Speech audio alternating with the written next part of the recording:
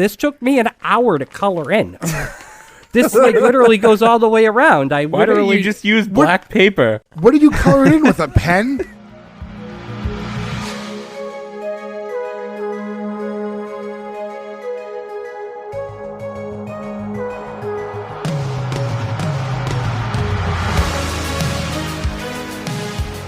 Welcome back, everyone, to S1E1, the show where each week we pick a different sitcom, watch just its first televised episode, and discuss it, ignoring anything we might know about the future run of that show. This week we're going to be talking about Thanks. Thanks went 6 episodes, lasting only 1 season on CBS. We're going to be talking about episode 1 today, which was called Pilot, originally airing August 2nd, 1999. So to get things started, I'm Jay Gags. With me, as always, the guys, Nick, Ferg, Joe, and Gordo. Happy Thanksgiving, everyone. Hello. Happy Thanksgiving. And you're all gonna burn in hell. Oh my god. So, for those of you I was going to go with can't- the "Oh dear Lord, let me die now and end this agony," but I think that where that tops it. For those of you who can't Surprise, see I yet, don't have a migraine. Gordo, king of doesn't have a lot of free time, spent how long coloring in a white piece of paper with a Sharpie? Yeah, that required markers and tape and paper. That's like a good half an hour. what's on your shoulders? For those of you, hold on real quick, just for those of you listening who don't know what's going on, Gordo kept his video muted for the entire time we were prepping to get ready for the episode because he wanted to hide that he is dressed as a pilgrim with like a homemade, like if you have a kid in kindergarten and they do their Thanksgiving play, like that's how he's dressed, with like homemade pilgrim hat. And I can't see. Gordo, can you show us your shoulders? Okay. Is it a dickie? Are you wearing a dickie? Like, No, I'm supposed to, like they're collars. I know what it is, but is it made out of one of those? No, paper it's made out of ass paper. It gaskets? kind of, hold on. It's just made out of paper. I cut it with the It hole. looks Kinda exactly looks like the like a Sandy toilet. seats. Yeah, like if you're going to sit on a that's what I toilet in was- a public I restroom. don't know what they're called. That's what I was thinking. I don't know. I saw a WikiHow earlier. But you want me to wiki how'd look like a- this? You needed a wiki. Yes, I did. You had to crowdsource how to make this costume. Yes, I did. Did you All right. have Matilda help you at all? He does everything via Wikipedia. That's true. Yeah, you are King Wikipedia. No, Matilda just kept. I didn't originally put this on, and she said I looked like a pope. Because I kind of. Yeah, I can see that. was- And she's Polish, so she'd know. Yeah, and she was working, so like this thing behind me is just our screen door, so she was in and out of Zoom meetings all day. So I'd just pop around the corner with this on and with like my creation so she can hear me in the back of the office. Literally, this took me an hour to color in. This literally goes all the way around. Why don't you just use black paper? What did you color it in with, a pen? Like A what? Sharpie. How did? Wait, Ferg had the best, most simple idea ever. That's what little kids do, is they just start with paper that's already black. I didn't And then they don't have get carpal black tunnel paper. syndrome for using Or 4 Sharpie full stoned. Sharpies to paint it in. I got Quarter so just high high off. earlier. Sharpie smell. I remember that used to happen to me in graphic design. We would be doing something, and I'd color something in with a Sharpie, and I'd look up, and I'd be seeing double. Oh, cool. My experience in graphic design was douchebags cutting my hair with scissors. That was an eclectic group. All right. Well, to High school was fun. to get things going, as I said earlier in the episode, it is Thanksgiving. We're releasing this episode on Thanksgiving. So what we did was we went and saw, is there any type of Thanksgiving related television show that we could find that would be like topical to do here? So we found this show, Thanks, which is We based didn't around do much like, work. Yeah, the Pilgrim times. So it takes place in 1621 Plymouth, Massachusetts. 1941. Yeah. World War II was raging, and there was a turkey in every pot. And we'll get into all that in a second, but I guess just to get things started, since it is Thanksgiving, what do you guys typically do? Do you have any Thanksgiving traditions you guys have? Yeah, we do this thing every year. We eat turkey. We All talk right. about what we're thankful for, and I'm thankful for you guys. Shut in up. this podcast. I prep my dinner that I host for about 3 weeks, so the fact that you guys got me on a call is really, really impressive. He's not lying, folks. Yeah, that's not only is he not kidding. I was this trying has been to an remember ongoing joke when this for joke months. started. What wasn't were we a trying joke. to do with Joe that he wasn't available? I See think him. we were gonna go to October. like no, I think we were gonna go to like maybe your old apartment or something. Maybe we were gonna try to watch Survivor It Series. was a I don't wrestling remember. event, I believe, but I'm not positive. It had to But be we were all closer getting because it together. wouldn't. If it was a Sunday wrestling event, Thanksgiving's on a Thursday. There's no way I would have been like, I No, need that was 4 the that days. was joke. our argument. The Yeah, joke that was the that you joke. said no because you had a planned Thanksgiving, and it was not close to Thanksgiving. Yeah, It you was said a you had to week and a clean- half like early. September. You said you had You to said clean that all you weekend. were. You That literally sounds said more that to you me were like I was fixing- in trouble with the lady. I was just trying to not say that I was in trouble with the lady and couldn't go out. You think we've been making fun of you about Thanksgiving for the last like 2 years because you like were busy on Wednesday? Well, I assumed maybe like Tuesday. No, it was. No, like it was a days good in week advance, yeah. early. Well, if it was a modern Survivor Series, I don't think I missed anything anyway, at least. But yeah, all right. So Aside yeah, from all your company. I guess traditions wasn't the way to go about it. I guess Ferg, you're right. We should go over what are we thankful for. So let's go around the horn. Ferg, you'd already said it, but you want to go back into it? I'm thankful for my 4 best friends that I've known most of my life. Thank you. That's a Gordo, how cop-out. about you? Gordo, how about you? I am thankful for our friendship. I am thankful that Matilda puts up with me. And yeah, just happy for my health, thankful for my health, and got a roof over my head and all of that. So Nick, how about you? I am thankful for Gordo for continuously entertaining us and for also splitting the editing load with me because I would have killed myself months ago had I had to do it all. Joe. I am thankful that I don't have to do any of the editing and for your friendship and for the fact that you guys do the editing.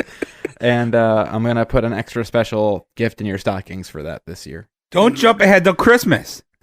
It's not time yet. Yeah. Jay, So- thankful? Yeah, so for me, the stuff you guys said, family, friends, thankful that with the last couple years being as crazy as they were, I'm thankful I still have a roof over my head, everyone's still healthy, that I still have a job, all that. But yeah, I mean, thankful for this show, really, because, you know, we've said it, the 5 of us have been friends for over 20 years now. You know, we're all 35. We've all been friends for close to 30 years, and Yeah, we're it's closer to 35, 30 now. 36 years old. Yeah. So the fact that we now have an outlet where every week we constantly have like something creative and fun that we can talk about all week long and be on Zoom calls with each other, I think it means a lot more than we realize sometimes. So I'm really glad that we have this show and a way to do this. So the show in general, I would say I'm thankful for. Thankful for my kid, too. I was going to say, Good get that one in addition.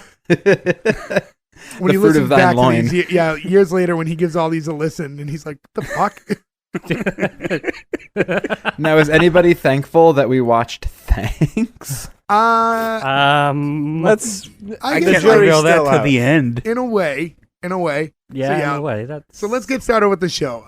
So yeah, it starts off with the screen. It just says Plymouth, Massachusetts, 1621, as I said earlier. The graphic wasn't phenomenal, but I guess you have to gauge that it is 1999, and I can't think of a lot of where we were with technology at the time, like as far as that kind of stuff went. They could have did a little bit better of a job, but I felt like maybe I needed to give them like a little bit of slack there, but maybe not. I mean, let's be honest here. It was a show about pilgrims. I don't think that the executives really thought was that this was gonna, to sink in the whole graphic design I department. don't think in this was like a budget buster in general either. I don't right? know. It has a great cast, so I It think they does. probably paid a lot of money for some of them.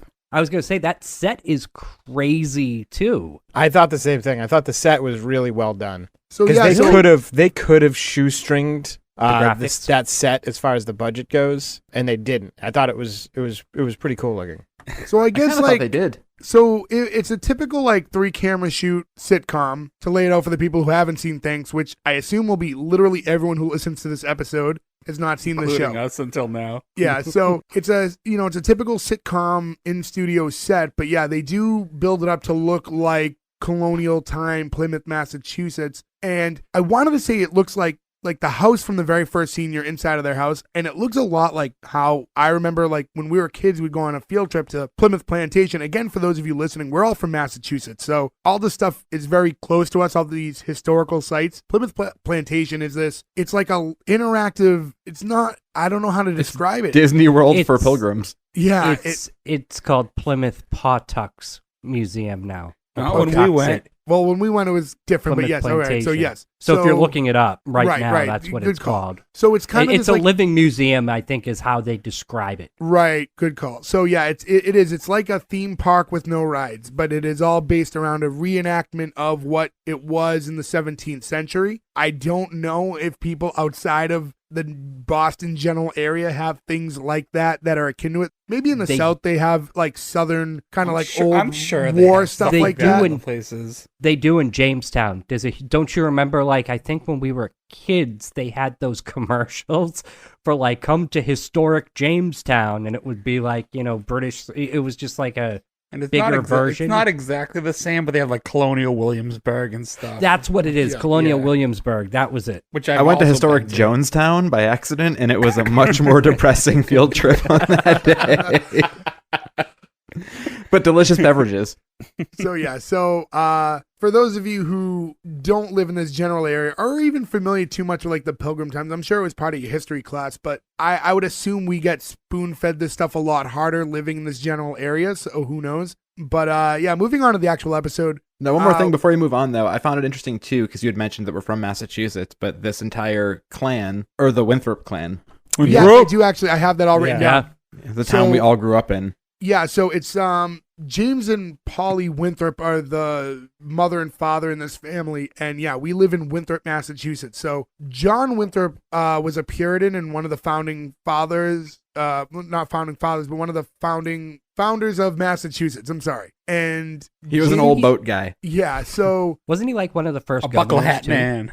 So he was one of the guys. He was like a lawyer who helped get everything set up to establish Massachusetts. His son, Dean Winthrop, his first home was in Winthrop, Mass. We've now, our town is named after Dean Winthrop, but all from the Winthrop family, which I'm assuming it's James Winthrop from the show. It's all linked together in a way, or maybe they just were looking up names that were prominent in that times. But yeah, they are the Winthrop family. So to us, it makes sense. We are from Winthrop, Massachusetts. In other words, this show is basically about us. Right.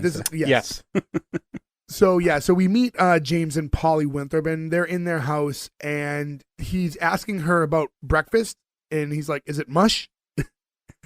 And he still loves her mush after 97 straight days, but apparently they're out of corn. And when she tells him that, the first thing I notice is she has no accent, because he's kind of talking with a little bit of a British accent, and no accent from her at all. So that's because he is English actor Tim Dutton, and so he's English, and she is not. Yes, he's actually English. But I would assume on the show, it's a bunch of people who came from England to establish this colony.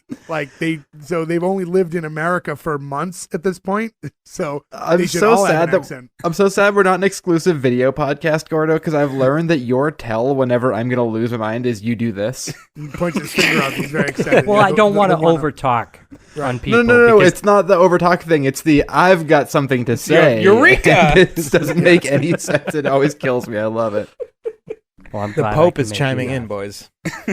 So she's essentially just boiling water because they're out of corn to make corn mush. But I did do a little bit of extra homework on that. In those times, their breakfast was typically just like a little bread and butter or some cheese or like leftovers from the night before. They didn't really have like a oatmeal or type of standard breakfast food, quote unquote, that they would have back then. So I don't know what corn mush comes from, other than the writer thought this sounds Puritan-like. Yeah, I don't know if they were hitting the history books too hard when they were writing this show. I think they were really going on, we'll make up things that seem funny. Yeah. And she explains maybe I should just get some ham hocks or, some turkey for the soup. Oh, that's right, because we're starving. And the way she delivered that, I felt like she just had watched The Wedding Singer, because it was just like Adam Sandler. It was like, oh, something that would have been nicer if you had told me yesterday. It was like the same exact delivery. It was that or the Chris Farley Mall Girls in SNL. The layoff, I thought you were on a diet. I'm starving. Like that's what I lay off, I'm starving. Yeah.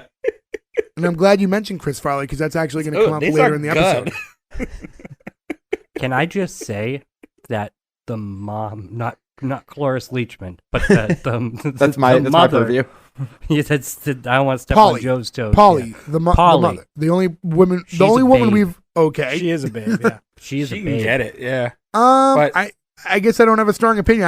I don't know her from anything on this episode. I didn't really do any extensive homework on her outside of her pilgrim clothes. So She ticks a check mark that only so far the janitor from Scrubs has ticked, which is this is the second sitcom we're doing where the most notable role the person had before this show was a very bit character in The Fugitive. Because that's the Okay. only thing, which would have been 93, so 6 years before. She's Betty in The Fugitive, which is I've seen the movie 8 billion times and I can't place it, but she's also wearing a bonnet this whole time, so it's hard to get a full view. But like you pointed out her lack of accent. It takes me out of the show a lot. The fact it's like the kids don't really, but they're kids. Her just speaking normal when everyone else is being all puritan. no, really, but that's the thing. As you watch it, that was a big issue with the show in general, and we'll get into it as we go along. But almost no one has an accent. It's very the comedy that they're going for in the show is very interesting. It's a lot of play to the camera, a lot of we're aware that this isn't Pilgrim Times, but we're not breaking that within it's the wordplay. It's really tough to describe. They're 80% in on the staying true to what's going on. But no, there was plenty of people with accents. I mean, the actor that plays Otho from Beetlejuice. I was going to forget bring his that up name, later, yeah. but, That's who he that's is. just his voice, but that for me, that sounds like an accent. Ferg is mother the has old king lady of voice. skipping ahead. Ferg always will jump ahead about 30 minutes. Well, no, because we're discussing the accents, and then the other fat guy that comes into the shop, he has an accent. Yeah, but I mean, out of the amount of people that you meet within that episode, let's say there's 20-something people with speaking roles in this episode, 3 or 4 might have an accent. The odds are way off. But so he's still excited despite the fact that it's been a long winter and they're starving and they don't have much food because it's the first day of spring and he said new harvest, and he walks to the other side of the room and there's a bed there and he taps it to wake up the children, and you have 3 kids who all sit up like they're the Undertaker, in unison, and they just do that sit up move all at the same time. It was very Willy Wonka too. Yes. Joe, I was gonna say the same thing. The full grandparents. Yeah, the way that they're staggered across the bed where they're not all facing the same direction. Yeah. I bet the chocolate and the gold ticket makes the morning gruel taste terrible anyway. And then he opens the door to enjoy the first day of spring, and then you see about 6 feet of snow against the door. Legit lolled at that. I don't know why. Really? Yeah. Yeah, I don't know. Maybe it's the New England thing because I feel like we always have one of those days of winter where you're it's probably fine. You wake up and you open the door and there's that, and you just close the door again and try to reconfigure your day. Well, I don't think know. I got a good laugh out of that. the snow I don't think entertained me, but I did kind of like his optimism when he's like, "Look, the thaw has begun." Yeah. So he, kind of glass half full there. But she pushes him into the snow and just shuts the door, kind of fixes herself and tells the kids to get up. Their boiling water's ready. And the kids are Can excited. I lick the spoon? Water? Yeah. Can I lick the spoon? That was a good joke. Yeah, that was. They're all pretty good kid actors. I'll say for what it was. I Yeah, usually hate. they can they're on the line of super annoying when you're a kid actor. They're either going to be entertaining or annoying, and I'm glad they were entertaining instead because they can get pretty bad. Yeah, so we finally get the title screen after that. It just says thanks, and there's this little drawing of a boat that moves across the page, and it's the same intro screen we got that told us that it was Plymouth in the year earlier. And there's some music playing, and I wasn't, to be honest, I don't know if that's 17th century music or not, so I couldn't say one way or another if it was accurate. It was fife and drum, right? Yeah. Yeah, I think Sure, it's the whatever was the that style means. of the time. Is that the 17th century music situation? Yeah, the doodaloo. Yeah, Revolutionary War the style. doodaloo, Yeah. The doodaloo. Yeah.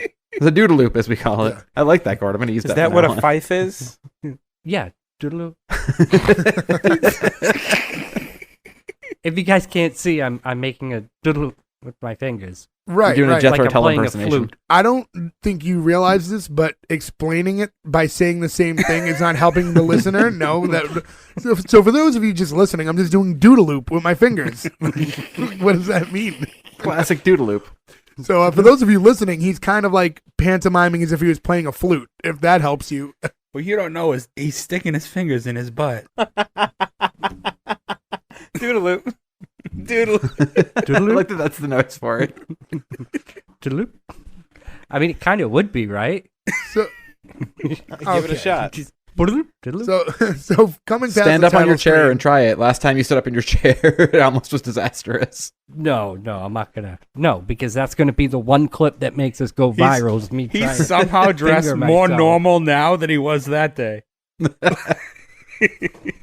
So, anyways, we now see the whole family together in the house, and James is saying that the leak in the roof is almost a good thing because it means the snow is starting to melt. And then we out pops Grammy, who is played by Cloris Leachman, R.I.P. She passed earlier this year, January 2021. Yeah, Oh, not too long really? ago. Yeah, you didn't know? Really? No, I'm surprised it was that recent. Oh, yeah, it was not very like 10 recently. years ago. No, She's like she was old on then. Dancing with the Stars like a couple years ago.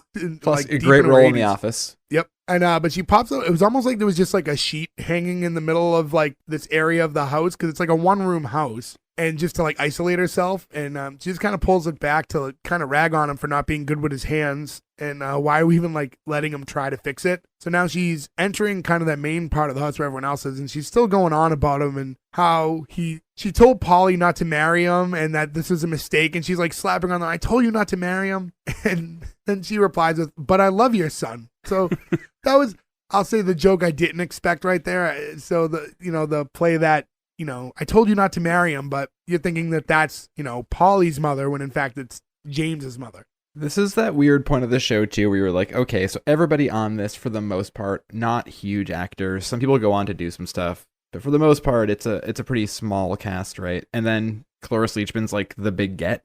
Like, oh, we'll get crass Cloris Leachman, and she plays that character in this. But I just kept thinking, like, was she hurting for money in 1999? Like, this is a weird thing for someone who's in, like, Mel Brooks movies to be like, fuck it, I'll do this pilgrim comedy where I make sex jokes. I got a Yeah. Mel Gibson movie vibe from the show, though. Not like Yeah, I did too. quality, but it's like that on Monty Python, like a parody vibe. Like, I will say this does feel like a Monty Python sketch. Do you know what this reminded me of? A show that we could never do but would fall into our purview. Heil Honey, oh, honey, I'm home. Yep, this is very Heil Honey, I'm Home. Oh, I'm picking that eventually. I normally say wait and see or like coming soon, but I feel like there's no way No, we can that's ever coming. do That's that coming show. soon. But yeah, you know what? You touched on it a little bit when you said sketch, and we'll get into it as we go along too. But I think one of my main things with this show is this felt, more like it should have been sketches. A lot like this could have been something that was on SNL where they Mad did like TV. a little, sure, not quite good enough for SNL. this is like after the Stewart sketch Mad TV. Yeah, this is like, but this felt like a lot because it's a lot of wink to the camera type lines in the episodes. So I felt like this in small installments would work, like the basic idea, but it's tough to make this like a long standing show. I don't know, like it, the reality is the show only lasted 6 episodes, and we'll get into how we Writing was feel on about the it when it's wall all early. done. But how long, even if it was like well received, like could you really stretch out a show about these times, like in a comedy setting? Well, I don't know. Look at that 70s show, right? You sort of pigeonhole yourself to this show technically can't go any longer than 10 years.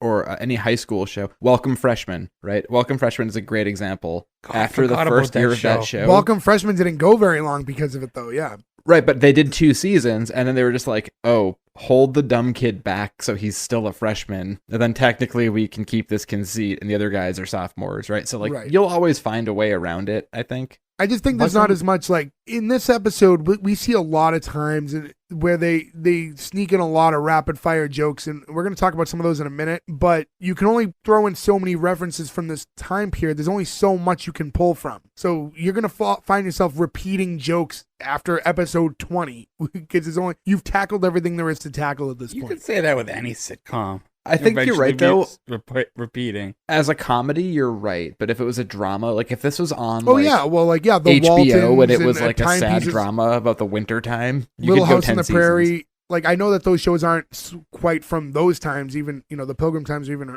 sooner, but Bonanza, any old timepiece can last. Yeah, for sure. This But- must have bombed hardcore fast because it was deemed good enough, like after the pilot, to get picked up as a series, but it only lasted 6 episodes. So, like, Yeah, it it probably was didn't not even received very well. last. Who It didn't said even who last, said, hey, this show's got it. Let's make more episodes and then like cut it off after like 6. I kind of wish they just made this like a 1 hour or a 90-minute like Yeah, played I agree. on Thanksgiving. It should have been a movie. Type of thing, yeah, because that would have been like a funny footnote. The idea of trying to cash, like Jay said, though, try to make this go longer as a comedy, that was real tough. Yeah, because in serious shows, the thing is, and again, we're talking about this so early on in the episode, but a lot of things that they reference, whether it be the spinning wheel or they were talking about his tools in a minute, and all these things that are like, they're really trying to like pump out all these references to that time really, really early. I love the tool joke. When you're in a serious show, you don't mention those things. They're just there. You know, it never gets brought up in that way. They're just living their lives normal. It's not like, hey, look at this thing, which is how it's presented in these comedy shows. Yeah, I mean, I think it works better in small doses for sure. I mean, like but I also don't think they came into this thinking like this is the next Friends. Like we're going to be laughing all the way to the bank 10 years from now. It's kind of like how Cavemen worked as like a short commercial, and then they made it into a series, and it was terrible. No. Episode 200, we do that. Oh no! What do you mean? Stop moving Episode the 100. goalposts.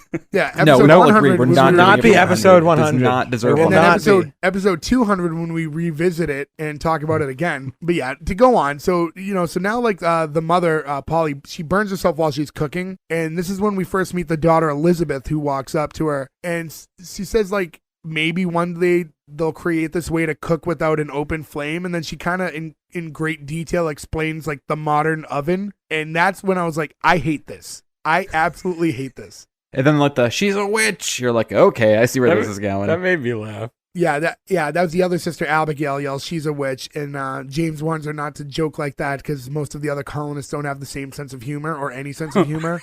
See, jokes like that make me laugh. That's clever writing.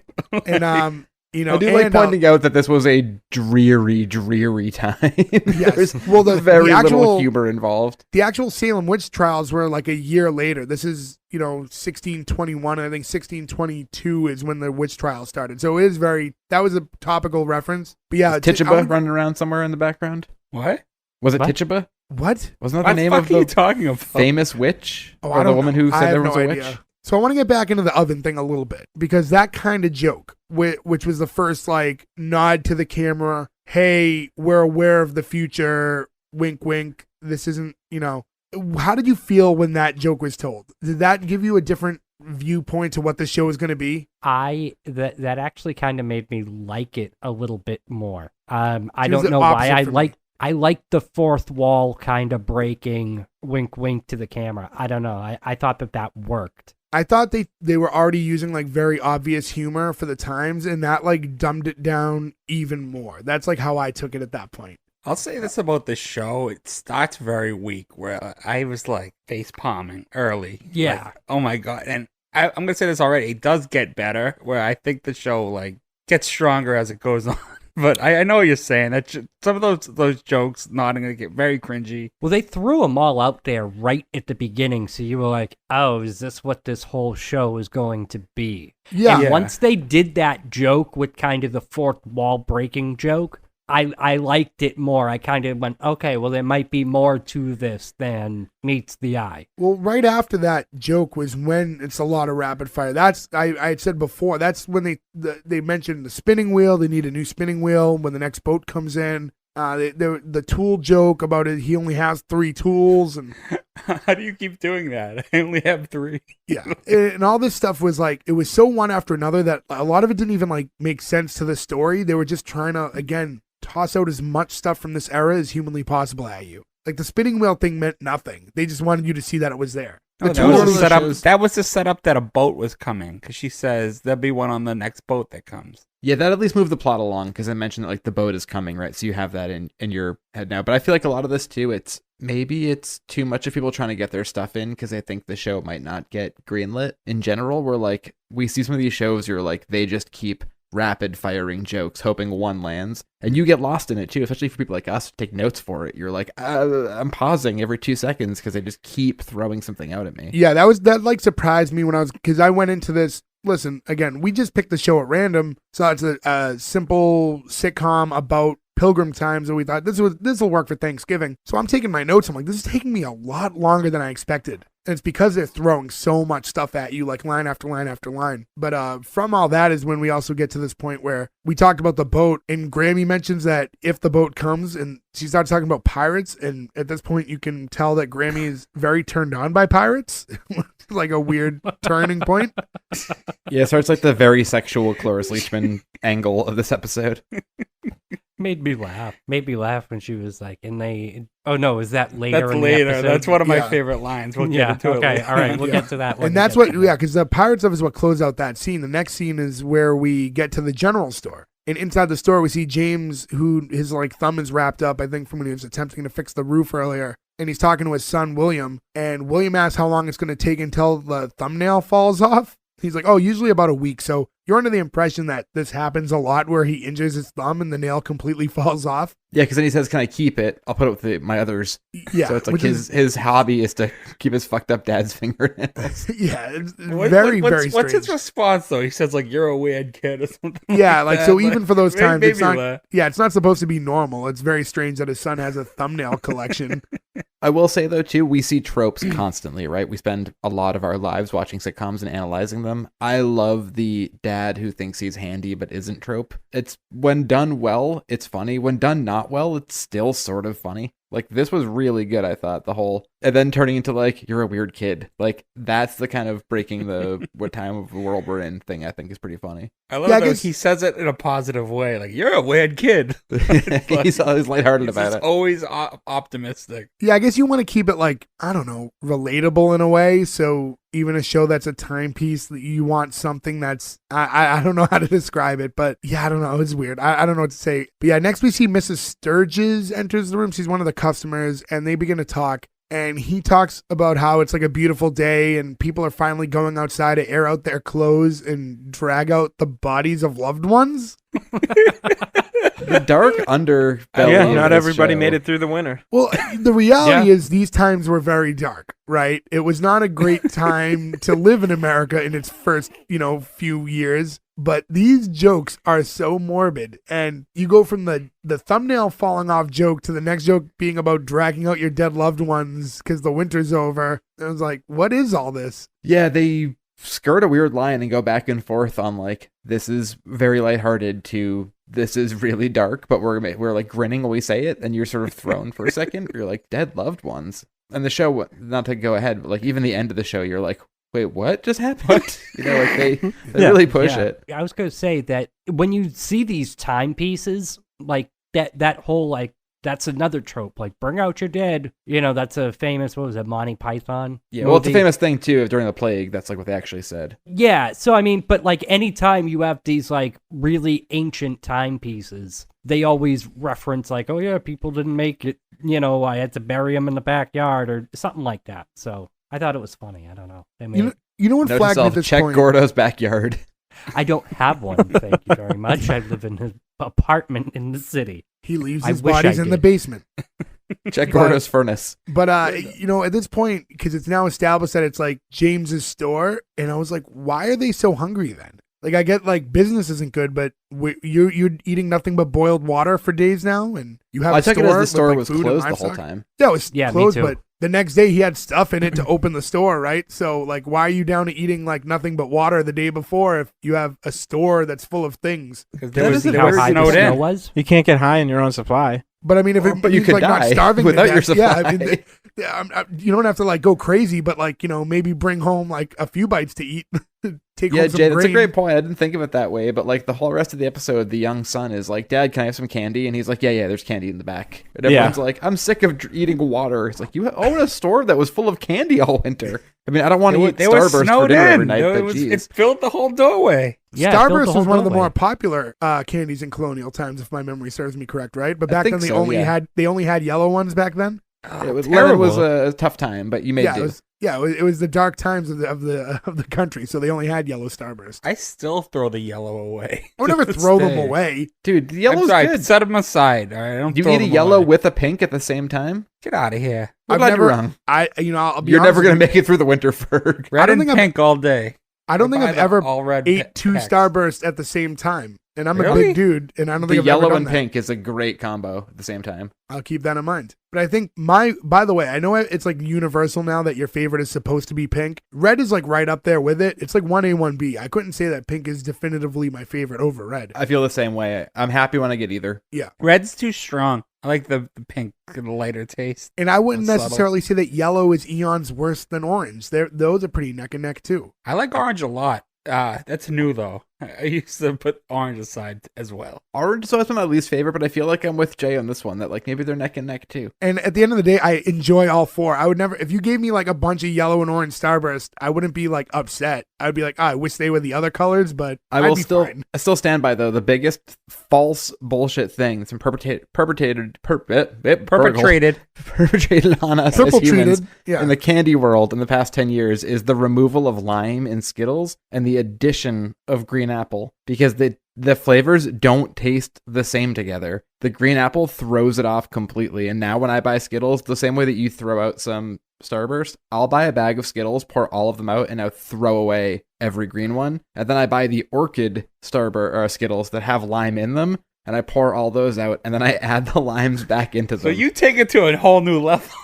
It's the only way to make classic Skittles, unless you buy actually European Skittles, which still have lime in them, but instead of grape, they've got blackcurrant, so it's a slightly different flavor again. I thought they reintroduced lime into the Skittles recently, like within the last couple that of was years. like a limited edition, and I still haven't been able to find Oh. them. I'll say this: I like the green apple, but not with the others. Like individually, I think the green apple one's tasty. On its own, it's good. It does not mix with the other flavors, though. Then why do you throw them out? Just set them aside, and then you can have a handful of green ones at the end. I'm too afraid I'll mess it up and put a one in there. It's like when at my old job, we used to This is have insane. This is insane. we used to have a candy machine that one side was Skittles and one side was Reese's Pieces. And every once in a while, I would take out some of the orange Skittles and put them into the Reese's, just knowing that eventually somebody would get the most bummer handful of candy ever. And I feel like there's probably karma coming back around on me on that. So You're I an just awful throw man. That away would the ruin my green- experience.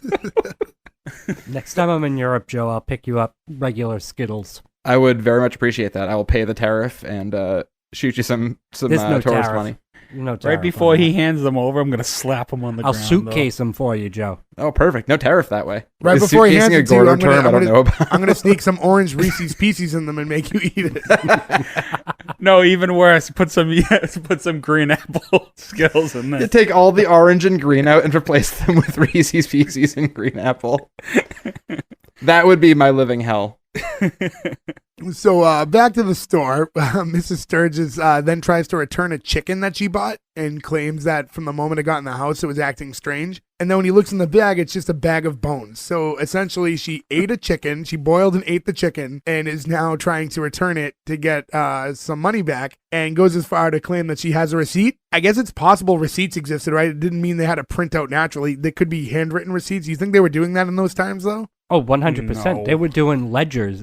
That's where we get a ledger from. I guess there was a lot Like of they were taxation, doing that as right? they were doing. Well, no. But I mean, merchants would keep ledgers of what they sold for inventory purposes. They were doing that as far back as like the 1200s. So it I would have learned been that in Poland quill this year. written. Yeah, learned that, and we went to a marketplace museum underneath Krakow, and like, they Underneath were the crack saying- house? Yes, underneath the crack house. And yeah, I guess it was crazy how merchants, like, you really had to go to school because each different region had their own way of measurement, and you had to convert each measurement and know how to read it. It was really strange. I'll tell you about it later, but it was really interesting, I will say. Also, Did you get a we're T-shirt the from there 13 commemorating the world's strangest measurements as well as the world's I largest orange? actually did. I actually got to stand on a scale that told me what my weight was in cubits and what my weight would be in something else. and you have How a many photo of this? Cuberts were you? It wasn't a lot. Oh, well, if I you don't saw Send that picture, photo, Gordo. We should yeah, post that picture on Instagram. Yeah, which you can find at S1E1 Pod on Instagram, by the way. So if Gordo can unearth that photo, we'll go ahead and post that for you. I will ask the keeper of the records of the ledgers where that is. Also, it's a bit of a time-honored tradition, right? The to go back to Mrs. Sturgis, the using something and then trying to return it. Like people do that with clothes and things like that all the time to this day. But she kept the bones in the house for an entire winter.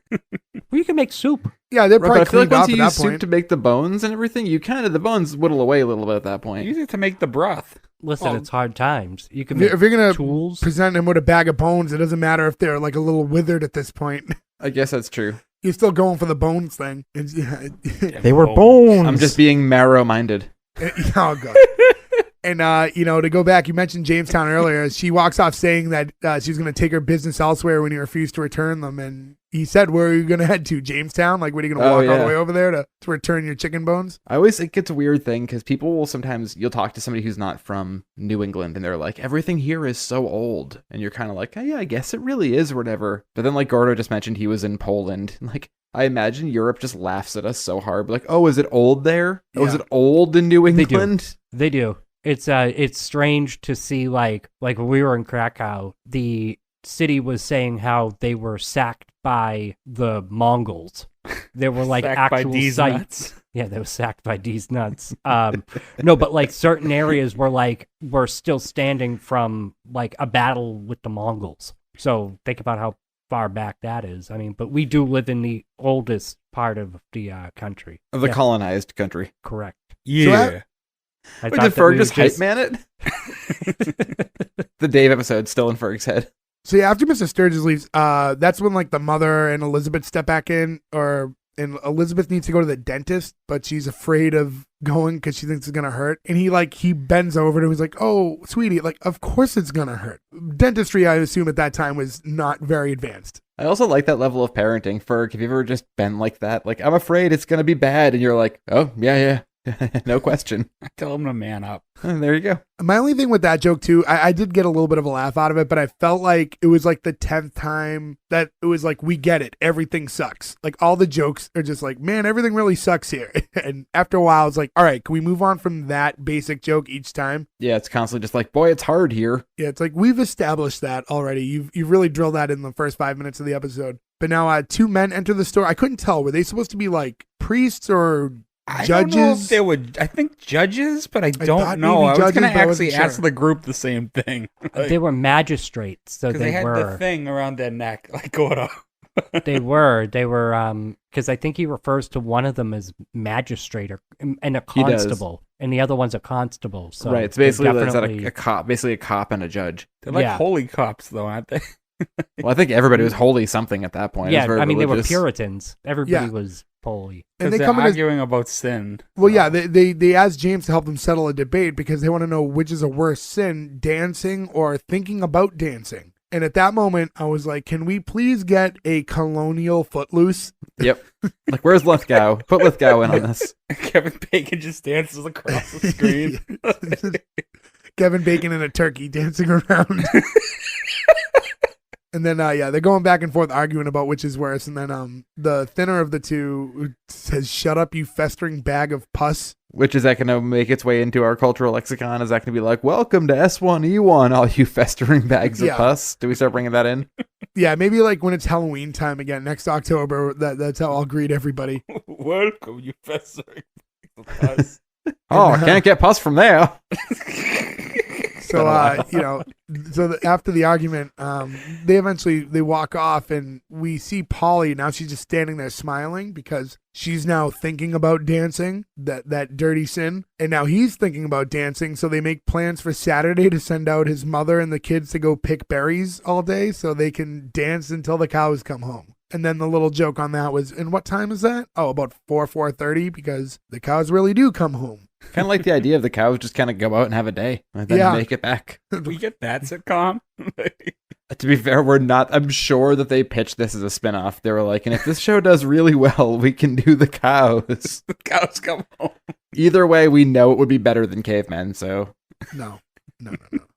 I can't wait. I mean, we're going to keep talking about this all the time, but eventually you guys are going to watch Caveman and see it for what it was, a phenomenal show. it's gonna take you another 170 or so weeks. So gear up. Episode 100 is not 170 episodes away, but in any event. So after that, she leaves and enters a man acting very strange, and he has like a mask covering like just his eyes, like a Zorro type mask. And he's attempting to hold up the place with like a musket gun. And I'll say this was maybe the first thing in the episode I found to be like genuinely funny was the idea of holding up a store with like the musket. I laughed at this from the beginning of it, knowing where it was going. Like I didn't. Yeah. I started laughing before, being like, "Is he going to try to load a blunderbuss inside Yeah. of the store?" And then James realizes that guy is Cotton. That's his name, is Cotton. And actor is Jim Rash. So Ferg. He also plays Dean Pelton on Community, another show we covered earlier in the show. And I think had you not tipped me off that he was in the episode, I wouldn't have caught that right away. I didn't notice until the voice. I was gonna say it was his voice. I originally thought it was Chris Elliott at first, like when he would just normally talk. I'm like, no, that's definitely not him. And then it took my second watch through. I got a good look at his face, and I'm like, oh shit, that's the guy from Community. Yeah, the face tips you off way more than his appearance. He looked very different between this show and Community. It may have been, what was Community, like 2010? Yeah, it's only like 10 years difference, which is crazy, though. Yeah. But I've seen him in a few different things, and he's always bald. So this is the first time I've seen him with a full head of hair. And I'm sure that was a wig. But it could have been a wig, especially because it was like a colonial time themed show. But he just kind of had standard long hair. But during the exchange, he has like the gun pointed at James, and that's when like the ball falls out of it. And he's like, Cotton, I've known you for years. I can't believe you'd try to rob me. And Cotton's like, it's not my fault. I'm the victim here. He said, he was never even supposed to leave England. He got drunk at a tavern one night and he woke up and he was on the Mayflower. It's like I like to think that he was actually playing poker and he won his tickets on the Mayflower, like an opening scene of Titanic. Yeah. Yeah, his friend died later on that night, frozen to death in the water. He said he lost his crops and his livestock, and that's what's driven him to this life of crime. Or had James cooperated, life of crime, but failed. And now James calls everyone together. Oh, I'm sorry. I was just going to say, this is weird because it seems like the kind of, again, we always go with like sitcom tropes, right? Like, okay, here comes the wacky neighbor or whatever. Here's the wacky there's always character. like that goofy comedy relief character. But I also feel like everybody's sort of been that character. Everybody plays that same role in this show. I feel like every single character has told a joke. Every single character has told a joke at some point so far this episode. Yeah, everyone's wacky. Yeah. And maybe that's kind of where this went wrong a little bit too, is the comedy's coming from all directions because they're just trying to force in jokes constantly because literally every single character tells a joke at some point. But now James calls everybody together, and first off, I'm like, where did all these people even come from? Because people who had left the store are now magically back in the store. And now there's additional people who are in the store. But he calls everyone together, and he wants to throw a party. But the two men from earlier with the argument about the dancing are there and staring at him. So he doesn't want to use words like party and fun because these things, dancing, these things are not allowed. But eventually, Paulie says, come by tonight at 8. We're going to open up the last barrel of beer. So there's going to be some sort of a party later in this episode. Now, do you think they abstained from beer through the whole winter, or did they have so much of it and they were all just getting boozed up, or do you think that they're just like, let's save one? I imagine that they used to drink it with all their meals. Yeah, it's like a thing with meals. Yeah, like I mean, alcohol wasn't, I don't think, considered one of those drugs that the Puritans. I think it was just more. It was more of like a rations thing. The fact that they're on their last barrel was just more. It's the last barrel. Like they should have made it like holy wine if they're Puritans. Well, I was going to say, they know that the ship is coming in soon, so they can open up the last barrel. That's true too. Yeah, the next ship should have supplies on it. And now the next scene is the dentist's office. James and Polly bring Elizabeth into the dentist, and she's still very nervous about it. She said earlier how she was scared that it would hurt. And as they're trying to comfort her, you just hear like this terrible screaming coming from like the other room, which the first time it happened, like it was super expected, but it did make me laugh a little bit. This also felt very much like a Mel Brooks joke. The scream, like it definitely had that like that old Mel Brooks, or even like the Monty Python, we keep saying like vibe to it. Yeah, this is like the scene in Robin Hood Men in Tights where they go to get the circumcisions, and he's like, "Does it hurt?" And then you hear the scream come from the other room. Like that's exactly this exact same sort of vibe. And then the nurse comes downstairs to greet them and offers like a complimentary leech to help with the swelling, and she declines, but the nurse says, "Bleeding is your friend." And as you hear more screaming in the back, says she's getting a headache and like just grabs a leech out of this jar and sticks one to her head and walks away. Now, bleeding is your friend. Was that a period joke? No, I didn't read it that way. That's not how I took it. Me either. I wasn't sure. That's why I'm asking.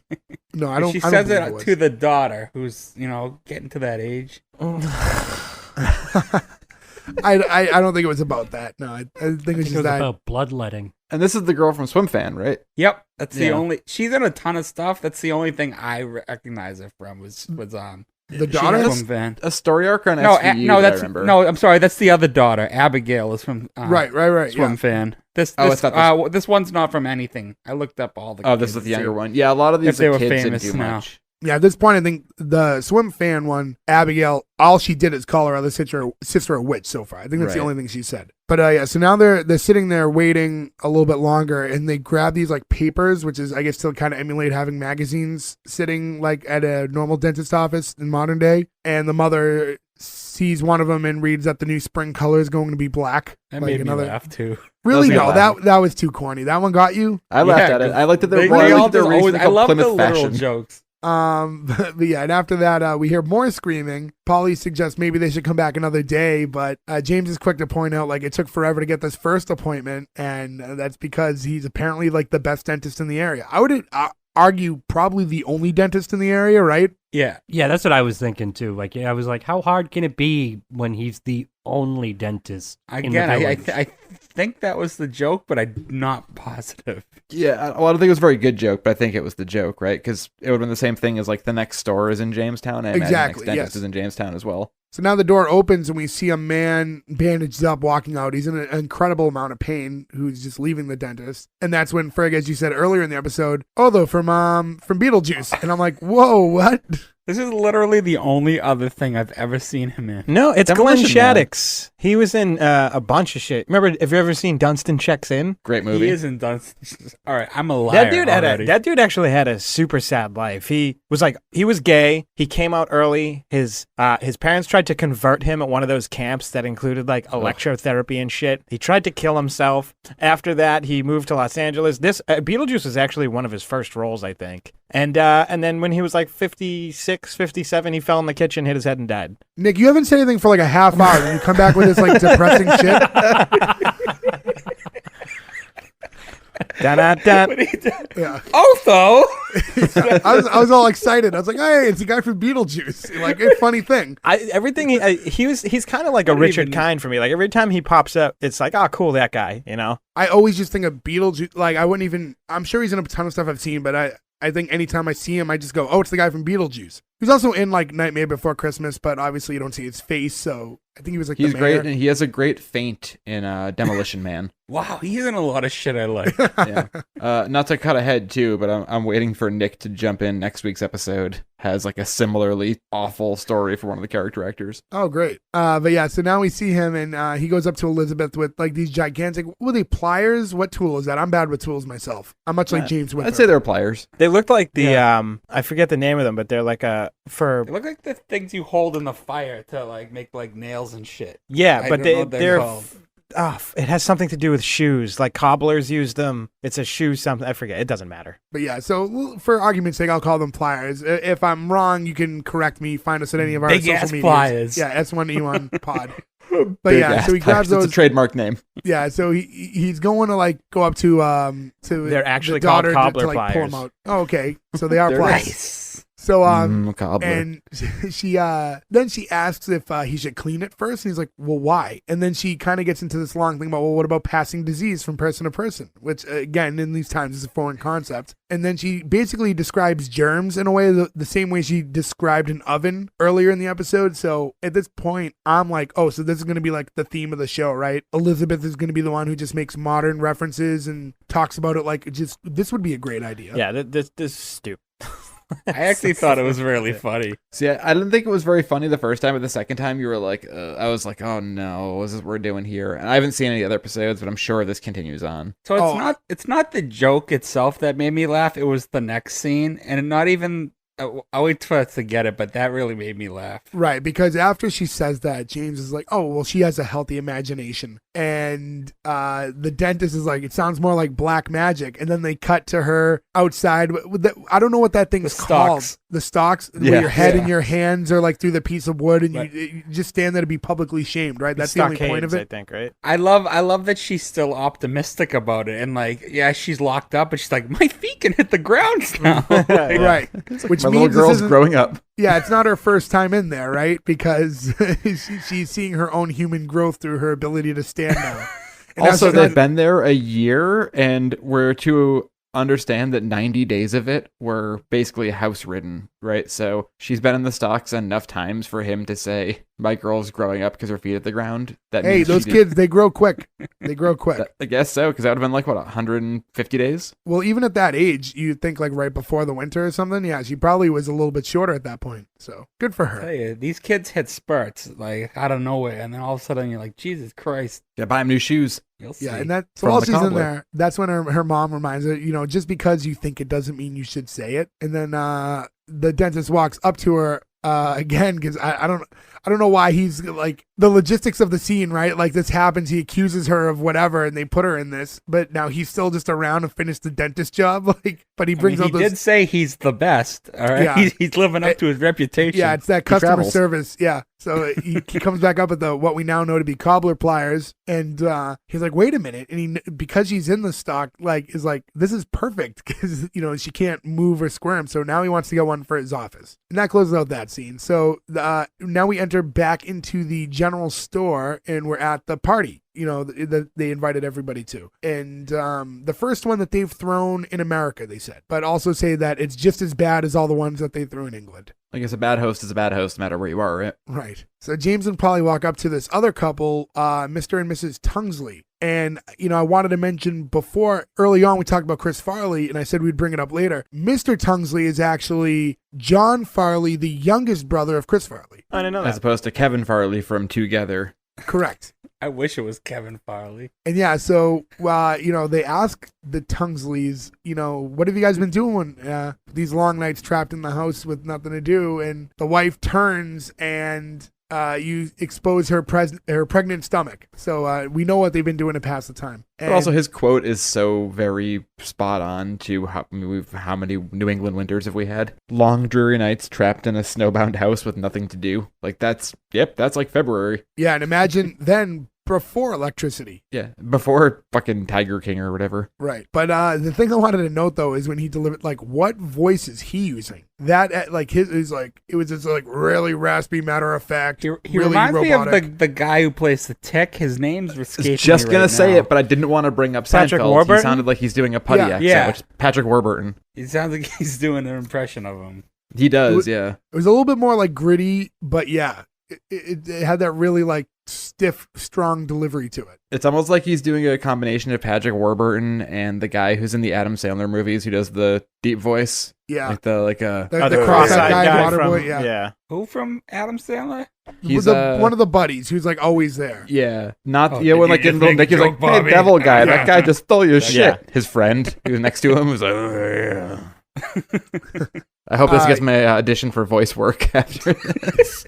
If you're auditioning to be, like, the new singer of Creed, I think that's what that voice that you were just doing a second ago was. I'll take it. Probably pays pretty well. So James asks the other guy how he even finds time for all these private moments because they have 11 children in a one-room house. And I guess he just basically yells at them and they run away, right? What do you say? Like, what are you talking at? And then they just all Yeah, scatter. what are you gawking at? Oh, gawking at. That makes way more sense. I'm like, what are you talking at? What are you talking at? That makes more sense. So I guess they just run out of the house and then he fucks his wife real quick. That's the plan. Yeah, I mean, that seems like a pretty good day, right? As long as it's before 4:30. Or is it after 4:30 because it's a party? Well, they don't have like a cows come home stipulation in the Tingsley house. That's No, true, they I just guess. Well, have to that we scare know the of. kids away and fuck situation. And because they have 11 kids, they said that they're out of family names, so they want Polly to name it. And she's like, oh, that's so touching. And she's like, okay, so what's the name going to be? She's like, right now? And It's a lot of Mrs. pressure Ting- to put on somebody. oh, yeah, hey, can you name my baby, like, right now? This is not even a mention if it's a boy or a girl yet. And she says that these pregnancies are going by quicker and quicker. I don't know how that's possible, but I think maybe she means the labor in general. But the last time she was pregnant, the baby popped right out because she was laughing while at a public execution. Again, the really dark, morbid humor in this. Yeah, the dark in this I show. jokes are love funny. it. I really do. It's weird because all the jokes are really morbid, but the delivery is very goofy. It's like very silly humor, but very dark jokes. Yeah, it's all said with a smile and like a upbeat sort of timbre. Yeah. So now James gathers everybody in the room, which it looks like it's at least 20 plus people at this party. It's actually a pretty full set by like standard like sitcom party standards, there was actually a lot of people in this room. And he's like, oh, it looks like this like gathering is like lifting everyone's spirits, and everyone's like completely stone faced. And then he makes a beheadal joke because again, it's all very dark humor throughout this whole show, and that also got no response. And his wife's like, I begged you not to do political humor. A timeless joke. Yes. So then he brings like the Reverend up to speak to everyone. And This like, is my favorite character in the entire show, Reverend Goodacre. It starts with his initial delivery is very like slow and methodical, and I didn't know where it was going. He's like, well, there you are. And then he just starts screaming like fornicators, sinners. And he's Community yelling announcement. Yeah, and then gets cut off for a quick mention of a couple's wedding anniversary, like their 7th anniversary. And then it turns out that the husband had just died of pneumonia. So I guess he didn't make it to the anniversary. And then he says, oh, well, condolences to the widow because your husband is now burning. Just screaming he's burning in hell. I fucking lost it at this. Me too. I thought it was going to be like, oh, she's now widowed and he was going to like flirt with her. I thought that's where the joke was Oh, you thought going. he'd like try to slide in on it? Right. And finding out that she's like newly available. But yeah, no, apparently instead it was to just mention that your husband is burning in hell. Another joke that falls, this one, I feel a lot of them have fallen pretty squarely into the Mel Brooks, but we feel like they're kind of Monty Python. This one falls into Monty Python with a little bit of Mel Brooks. This is like, you can just see Eric Idle or John Cleese screaming, burning in hell while like jumping up and down. And now he leaves like the stage. I won't say stage, but the platform, and James is back up and he's trying to be positive again and trying to raise everyone's spirits. He's like, we're pilgrims, we got this. And as he's talking, Cotton runs into the room to inform everyone that that next boat that they had referenced earlier has actually been spotted and it should be docking by tomorrow. So now everyone's, like pretty pumped up, and everyone's basically like, yeah, we're all going back to England. And they're like basically cheer, like, who's for giving up?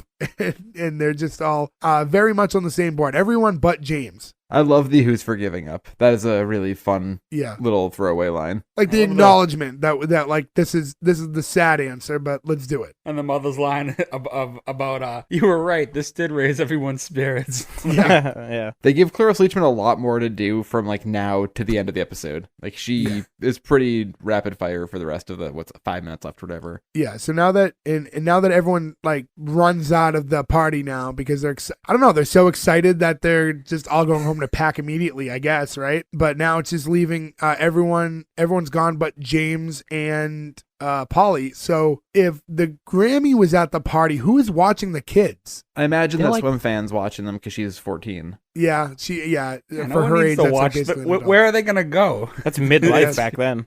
That's true. But so now it's just the two of them alone, and he's like, well, what do we do now? And Polly suggests they finish off the beer and they pretend it's Saturday because that was the day that they were going to send the kids off to go pick berries. And she tosses her hat off. It was that, and I tried looking it up. A coif, is that what that was? Like a bonnet. Yeah. She tosses that at him and from off camera, and he goes, oh, I love it when I get to see your hair. That's another really funny joke. Now that I know where Ferg's humor lies in the show, like now I know that he would find that funny. Every time like I've like shook my head at a joke, apparently Ferg thinks it's hilarious. But actually that one I thought was decent. I feel like across town you two are doing the same thing in opposite directions. Like you're going like this and he's going like this at the exact same moment. Yeah, so, it's like Gordo's what is it, Laurel and Hardy joke? No, Abbott and Costello. Abbott and Costello Yeah, joke. Costello, yeah. Why am I what episode was that from? That was from a very recent episode. Mad About You. Mad About You. All right. Yeah.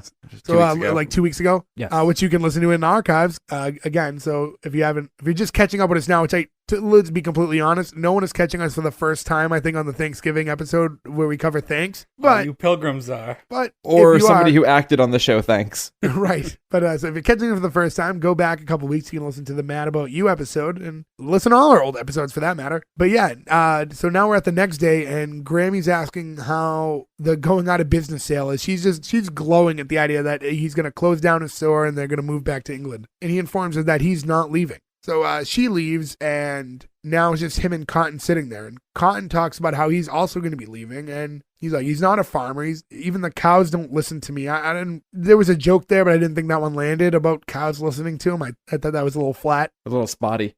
Waka waka.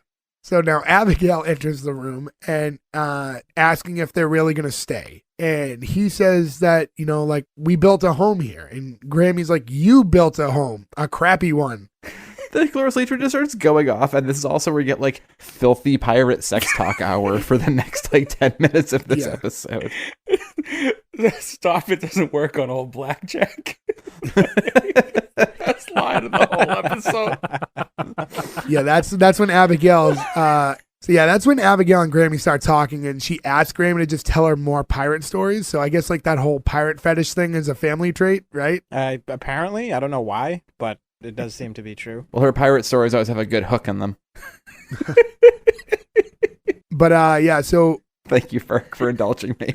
So this show's got me in that state of mind. You're lucky. But to go back a second, when Grammy mentions how crappy the house is, the roof came up in conversation, and Cotton offered to fix the roof in exchange for James helping him get on the boat, because Cotton wants to just be like a stowaway on this boat back to England. So the agreement now is, in return for me helping you get on this boat, you have to fix my roof before you leave. So James runs off to do that. And Cotton, rather, runs off to do that. James is excited because, first off, the roof's going to get fixed. And he liked the spirited nature of neighborly love. He's like, this is neighbor helping neighbor. And he said, ask not what your colony can do for you, but what you can do for your colony. Is this maybe because JFK's from Massachusetts? Yeah, I took that as like let's throw a Kennedy's reference in there. Like they're just trying to pump in some Massachusetts, but like I feel like we'll fix this roof not because it's easy, but because it's hard. I felt like a lot of the jokes in this show that even like, wow, you got him.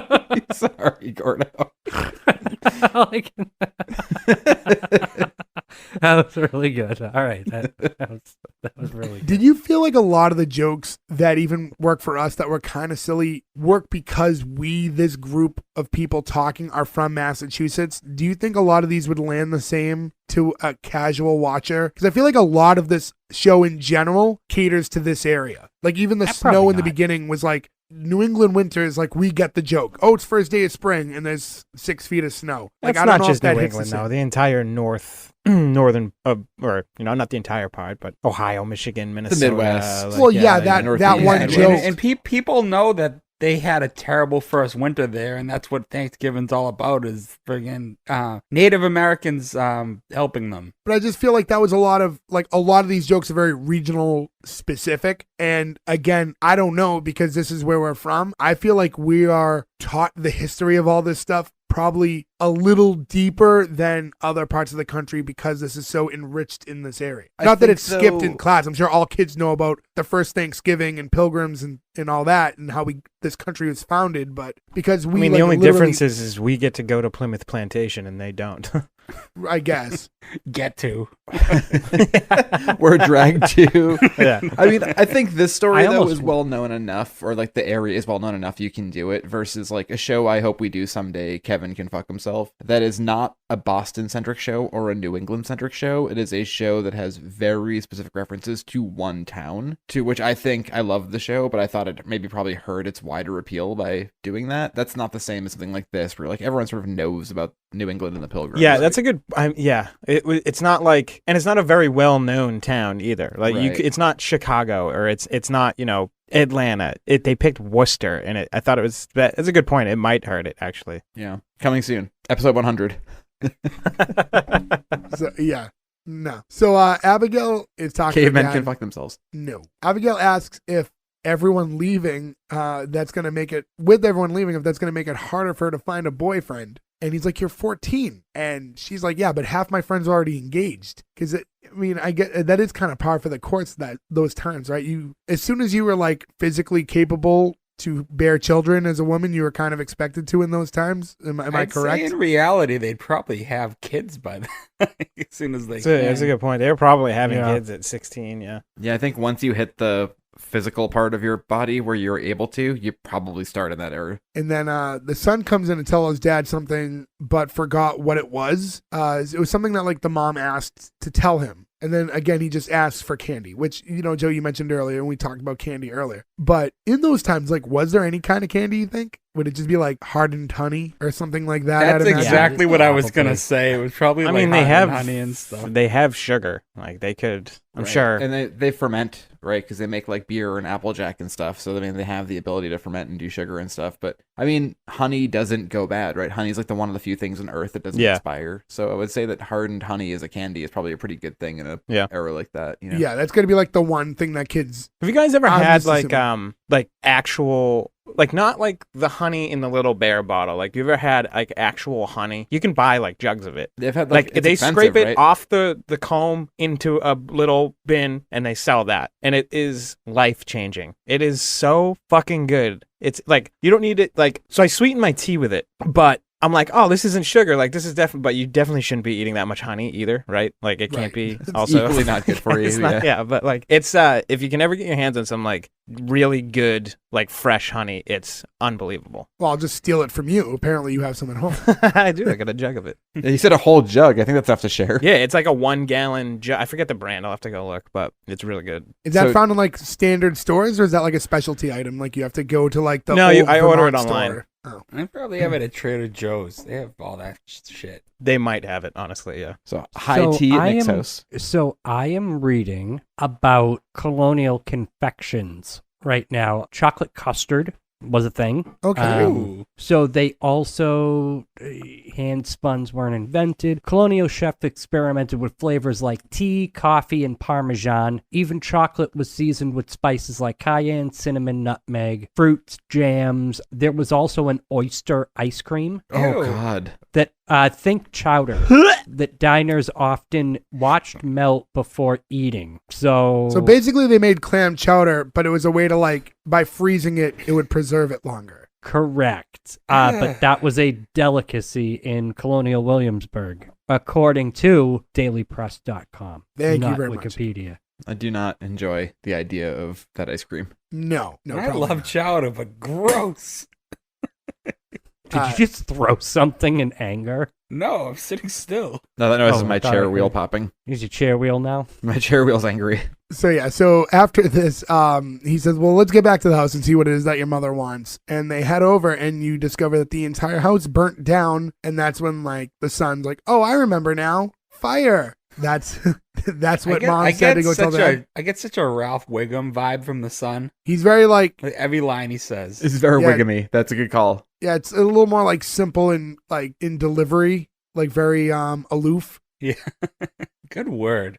Thank you. But yeah, so Bake them away, toys. and Abigail's standing there and she just kind of goes like, all my stuff is burnt. It's like, but I was like, yeah, everyone's stuff is burnt, not just your stuff is burnt. But Cotton appears and we find out that basically what had happened was he was using hot tar for the roof and he said, I didn't know if it was hot enough, but clearly it was. And he doesn't seem that remorseful. He just burnt the guy's house down. And all, He also does the burning foot gag here too, where he's like, it's actually him. It's not a stunt person. He just sits Yeah. there and very calmly delivers some lines with his foot on fire. But so first he dumps something onto like the embers and it was like, what could have been in that pail other than like gasoline? What was that supposed to be that instantly set fire? They usually use like alcohol for stuff like that because it burns bright and quick. But for the show, what was he attempting to do that would have caused yeah, that? I don't- You know, like I couldn't figure out what are you pouring onto this that instantly set fire? Well, it was just hay. I think he made the tar too hot and it caught it. But was that supposed to be tar in the bucket? Yeah, he because was he's pouring? hot tarring Okay. the roof. Okay. I thought Which he I was don't like trying think to they put had the fire that out. process then, but maybe I'm wrong. Did they have rubber then? Yeah, hot tar seems like they would have like you wouldn't have hot tar, you'd have like thicket stuff or whatever. I'm not sure. Yeah. I don't have an answer for A that. question for another day. But yeah, This no, is your- that's this it. is your we'll have era, to take Joe. a trip to Plymouth Plantation. So yeah, but he goes to kick out that fire, and Joe, like you said, his foot catches fire, and I was very like amazed by knowing how like studios work in like those kind of stunts. I mean, maybe things were a lot looser in the 90s. Gordo, I think you have a tar answer. Oh, sorry. Yes, I do. Pine tar was a thing. They used to tar and feather people Right. back in those days. So they absolutely did have tar. Okay, well, good to know. I mean, pine tar makes sense, right? Because if you touch a pine tree, if you're not paying attention, you're Yeah, it sticky wasn't for like hours. tar. What the hell Yeah, it is wasn't- tar? Because Like, there's like like tar tar pits and pits stuff rubber, like that. huh? Isn't it akin to oil? Like it's like I think another tar- yeah, byproduct. it's naturally acting because the tar Asphalt. pits, the La Brea tar pits or whatever. Right, that's exactly. Like oil. I was just thinking of Last Action Hero. Yeah, exactly. That's what I was thinking Yeah. of too. I'm gonna watch that later. But yeah, I want to go back to this fire practical effect here because I just think like when you look at how it was done, yeah, he's literally sitting there with his foot on fire. And you just, the way things would work now, it would either be a bad like CGI or they would cut to a foot. So like it would be a stunt person's foot. But the actor literally just kicked out a fire, his foot caught fire, and he just stood there while it was on fire. And I was pretty amazed by that. I mean, Man, you'll used to do a lot light of my things for hand a on SAG fire card. every day in the 90s, all right? It's not that big a deal. That's a good point too. We used to light ourselves on fire, our skateboards on fire, I mean, everything on fire. Steve and then lit just- his feet on fire and went into TNT and shocked. So this is actually like a fond memory I have. We were up in Ferg's old bedroom when we were kids, and Ferg, like you said, used to like to like light his hand on fire with like lighter fluid. So he did it, and like you would usually be able to just like wave your hand and like dye the fire out. But Ferg had put the bottle of No, lighter this wasn't fluid in his under room. his This was arm. at like the pit. This was right by the E.B. Newton. Yeah, Okay, it was so that's what- the okay. pit. Yeah. So I'm crossing times because he did do this so often. So he lit his hand on fire. The bottle of lighter fluid's under his arm. So as he's going to wave his hand, he's crunching down with his other arm, so he's still spitting out more lighter fluid onto his hand, so it's not coming out because he's just still keeping it going. It's not coming out at all. We were huge pyromaniacs. Yeah, Like as kids. we Did you lit ever a lot notice of that my the people lesson. in the convenience stores never said no though? They're like, "Hello, I'd like to buy 5 gallons of lighter fluid today." And you're like, "Okay, bunch of 12-year-olds, have Yeah. a good day." Like, what It's the true. fuck? Yeah, I mean to go back when we were kids, in like not even just like we're not saying like 8-year-old kids or anything. When we were like in high school still too, like we were just there was nothing to do up until you could drive and go places. Again, from the town we grew up in that we talked about in the beginning of the episode, there's just not a lot happening here. So We when never you were lit kids- like structures on fire. We would always no, just no, light no. We the were never ground on like, fire. we never like destroyed It was property. the ground, Yeah. ourselves, and tennis balls. yeah. But yeah, Yeah. we would go to the local CVS or whatever and buy just like bottles and bottles of lighter fluid and just light things on fire on the ground and just stand there and look at it. Like, that's how we would entertain ourselves. And then the fire department and the cops would come and we'd be like, "Oh, what the fuck?" So I don't want to use any like specific names, but there was one day in particular where like the guy who is like the local tryhard kid who is an actual officer now. Call him PC. He walked up because we had ran away, but like we're watching from a distance, and he walks up to the fire, but like we use like an oil based whatever that time, and he goes to like kick it out like with sweatpants, and like then his pants catch. It's like- And then he tried. It was like it was a pretty big fire. And Yeah. he's like, "Oh, I got this," and he pours half a Gatorade on it. Yeah.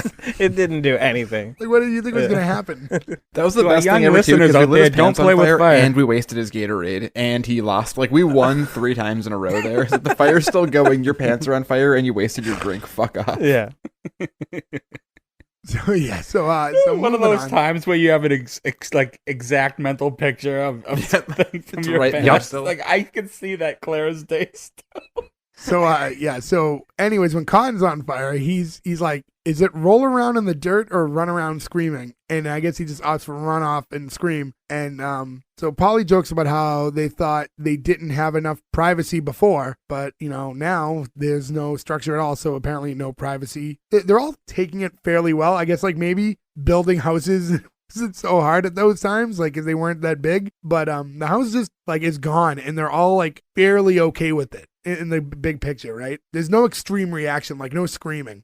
Oh, this is what finally breaks him though, and he loses his optimism. It does. So yeah, in James's case though, now I think because earlier when his whole thing was like, we built a home here and now there's no home. And he's like, I could see I can almost hear my mother laughing. And then obviously cue the laughter. You can hear like her actually off in the distance laughing at him. That got me like a lot. I laughed really hard at that part. That one didn't get me, but it was like the next line right after, because he kind of yells out like into the world, like, "Are you happy now?" James Winthrop gives up. And you just hear like all the townspeople like, "Hooray!" That one I thought was pretty funny. But so he's like, "Yeah, we might as well head back now." And he's like, "We should pack up our belongings." Well, I guess we're already packed. And And then he goes racing to the dock. Last one there's a rotten egg. And she's like, a what? And he's like, I don't know. I was just trying to think of something you wouldn't That want was to the be. birth of that term. Yeah, what a weird thing to throw in. Yeah, and he's like, you're right. It is strange, isn't it? I mean, it is a term when you like, a weird term when you like look at it even now. We've just said it our whole lives. But it's very strange of all the things. It is a weird thing. I should have looked up its actual origin, but I did not. But as they're walking back, now they're walking to the dock. James asks Polly if she's disappointed in him. And she's like, no, not at all. And she'll follow him to wherever he wants to go because she is very much in love with her husband. And that's one nice little moment. It kind of doesn't fit the theme of the rest of the show. It's just not like it's the only time they didn't put a joke in a single line of this whole show. But they reach where the boat's coming in and they see that couple again who had all the kids. And now they're with all children and the new baby. Polly asks what the name was, and he explains, you know what, we just decided to open up the Bible at random, and wherever our finger landed, that's what the baby's name is going to be. So, meet baby oxen. I hope that it's huge. Didn't quite get this joke, though. Like, I didn't... I did. I thought it was funny as It hell. was, well, you're supposed to think... Funny. Like, I don't know, it's just, this one's the most flat-landing one to me. Well, yeah, so the joke was going to be, you're to think that they're going to open up the Bible and the first name they see they're going to go with. Yeah, so exactly. So like Mary or Magdalene, like something like that. But instead, it was literally the first word they pointed to, which happened to be oxen. Yeah, I get the conceit of it. I just don't get why they wrote this joke. To trick you because they think that the shock of oxen. Why did they instead of write it being this a show? human was going to be funny. It's a fair point. But and she says to them like, this might lead to teasing. He's like, what do you mean? Like it's lost on them. Like, but whatever. That's the again. Sorry to wedding singer you twice in the same episode, but it's the same as Julia Gulia. That's funny. And he goes, why is that funny? Yeah. I don't know. All right, so confirmed, Adam Sandler ripped off Thanks, the wedding singer. Well, he did use that same actor. Chris Farley's brother is actually in a bunch of their stuff, like with small roles. So who knows? Maybe there's a tie-in somewhere that we're not aware of. But yeah, now, but Wedding Singer is so great. I know. But the boat's coming in now, and the children are arguing about who's going to get the window seat. And the parents say it's going to be a long 3 months. So am I to assume that like whatever seat you're in, you just sit for 3 months straight and you just wait? I don't think there's beds. You know what I mean? Yeah. It was just a play on family car rides. How they're just Right. miserable. Your kids fight in the back. Everyone Turn this Mayflower right around. And the line is like, this is going to be a long 2-hour drive, but instead it's a 16-month or however long they said. So James apologizes to his family for dragging them all out there.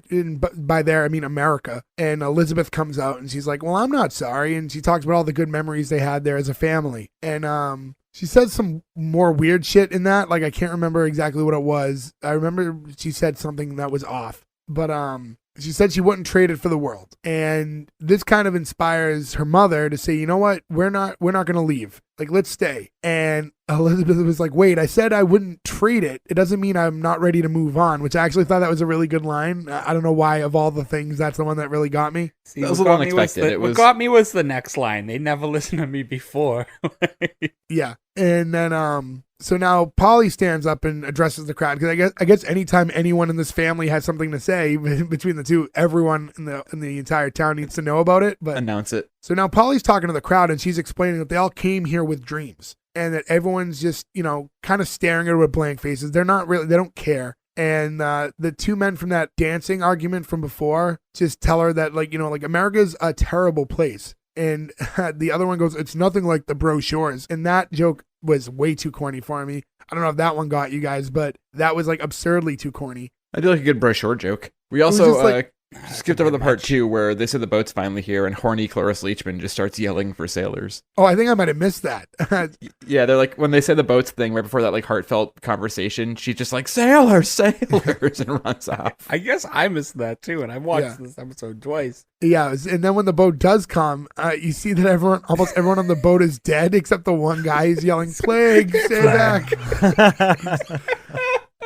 I wasn't not expected for this to be dark, but I wasn't expecting it for it to be like visible dead plague body dark. Like that really was like, whoa, wow, no, that's where we're going. The mother's face when she's that close to it, it's so funny. Grammy, yeah, Cloris Leachman's face. She stands there completely still with her mouth open for like 30 seconds straight. She's like in shock. killed me.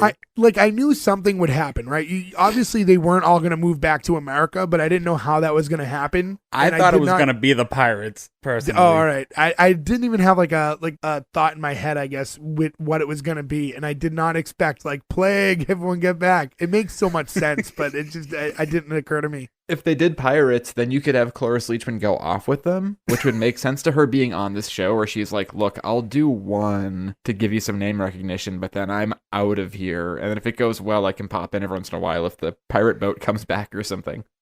She's probably sold on a really good pitch.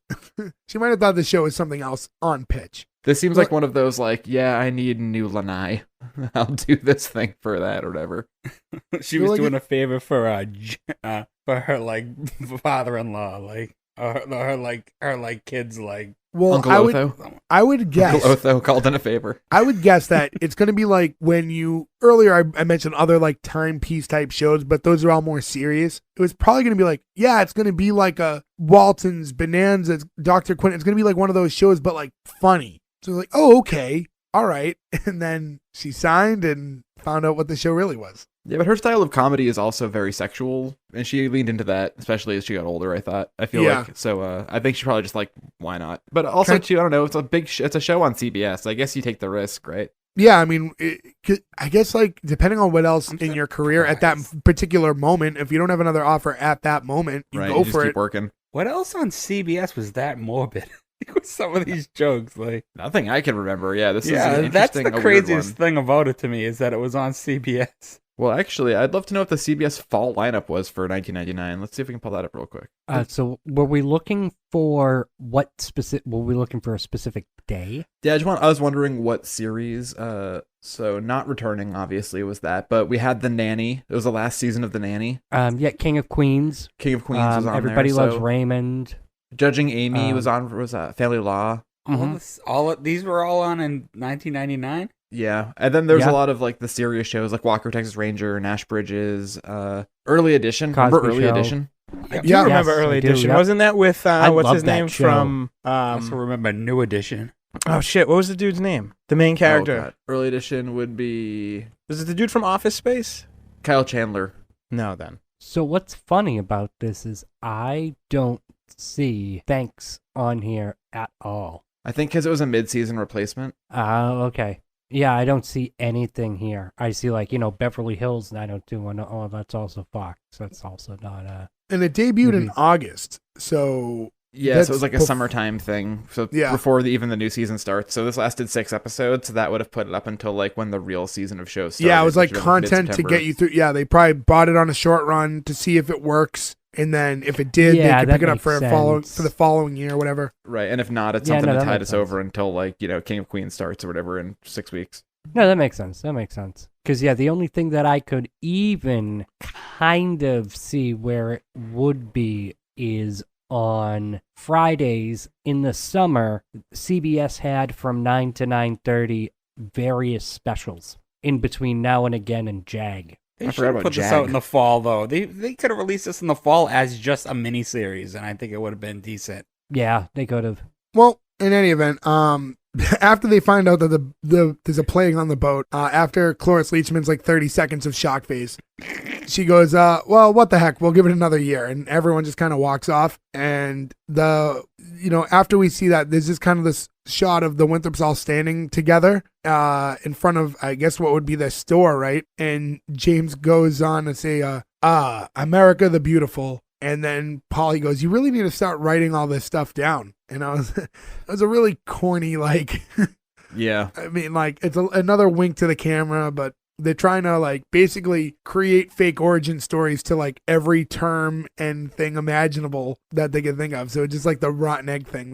They're trying to give you all these false origin stories. And then the final scene after that is the closing shot, really, is it's James starting to build the new house. And he's like, all right, which one of these is log A? So it's The old IKEA gag. yeah, which was fine.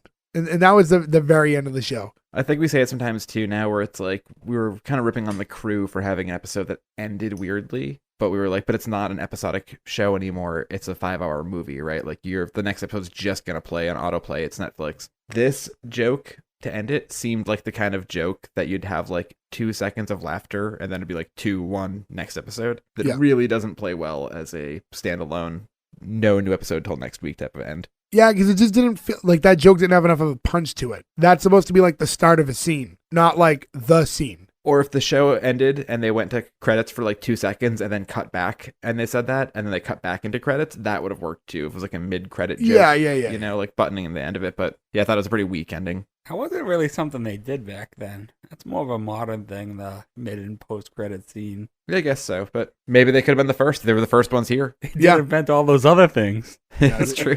But yeah, that's the entirety of Thanks. So anything else you guys want to bring up about this episode? Just general observation about the show? Other than the set design, like the sets were very well done for a show like this. Like it wasn't thrown together. It wasn't like, I don't know. I don't know if you guys thought what do you guys thought about the sets, but sets were good. What I want to mention is the camera quality. You could have told me this show was from the 60s and I would have believed you because it just didn't look like it was from the 90s compared to some some of the other 90s shows we've done. It was terrible. Did you watch the HD version or the YouTube version? YouTube.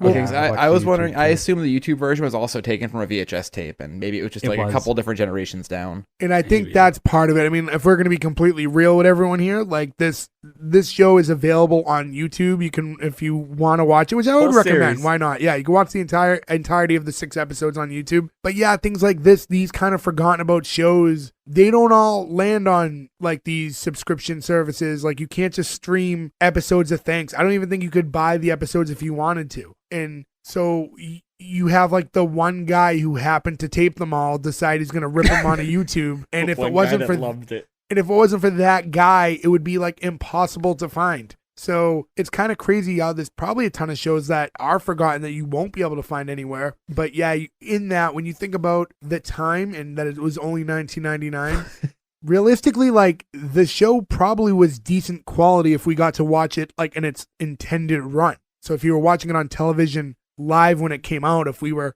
happened to be sitting at home in 1999 and watched those 6 episodes, I'm sure it looked a lot different than the version that we ultimately got to watch now. When we were kids in the summertime, you know how like TV Land would do like, hey, it's Wednesday, we're going to do all Wednesday WKRP for like the entire night, like all I Love Lucy Tuesday, what have you. Every once in a while, they would do a thing where they would play just a bunch of pilots for shows that didn't get picked up. Like, hey, I would love that. I didn't know that ever happened. I would love it like if something like that came back. Yeah, it was like a summer thing, right? It was pretty cool. It was like, hey, here's a George Carlin TV show they never bought, but it's probably pretty funny. And you were like, this is pretty funny. And it's kind of a bummer that we live in such a weird like content wars now for all these networks. Like CBS would never give, like we could pitch the money right now, get a VC client or whatever, then be like, we're going to start a streaming service called Catch All, where we just put all this weird shit that no one's ever going to use, right? Because you'd think that you could buy the content cheap, but now I feel like since everyone has a streaming service, they're holding on to everything, whether they use it or not. Like WWE Network's a great example of that, right? They've got 1 million hours of stuff they'll probably never put on there, but they'll never sell it to somebody else or license it to somebody else.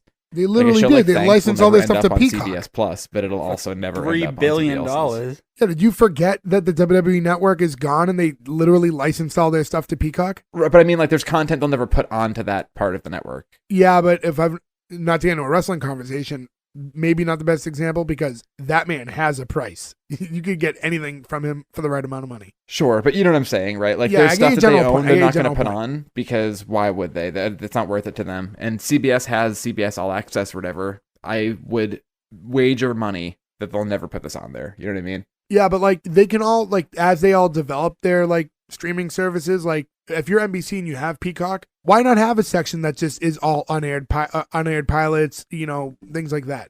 I mean, I think they should. I would love it. Well, for a show like ours, if you know, that like works for the us, for the S1E1 guys, it would be fantastic because I would love to cover more stuff like this. I would love to do unaired pilots, even though it's tougher to find your audience, I guess, if no one knows what the show is. But I think it makes for interesting content. For us, it has to have a big star to like actually get people to like want to check it out or whatever, but also be accessible to watch too. Is the other problem, right? Exactly. I'll tell you, like from like an outside perspective, like to peel the curtain back a little bit, you know, I have to do you know, a number of graphics and things for each episode, and just finding decent quality photos from this television show to be able to use to like announce what show we were doing was very difficult to find. Like this stuff is like forgotten in time. Yeah, I mean, there's pretty Googled much this like show 2 as a articles joke, about and this it show, came an up. IMDb and a Wikipedia, right? There's like 2 articles written from 99 about the show, like an Esquire and something else, and then like what you'd expect IMDb or whatever. Not a lot of info about it. Yeah, like the only picture you can usually find is just one of Cloris Leachman, and it just says thanks. That's it. But yeah, there isn't a bunch of info on this at all. Like, I tried to look up Wikipedia on this. I tried to look up IMDb. There is nothing. Yeah. On this. And I think we've maybe exhausted enough time from our listeners so on their Thanksgiving. So I think we should at least move to the green light or cancel at this point. So I'm going to go in the order I see you all in. Nick, why don't you start off? Cancel.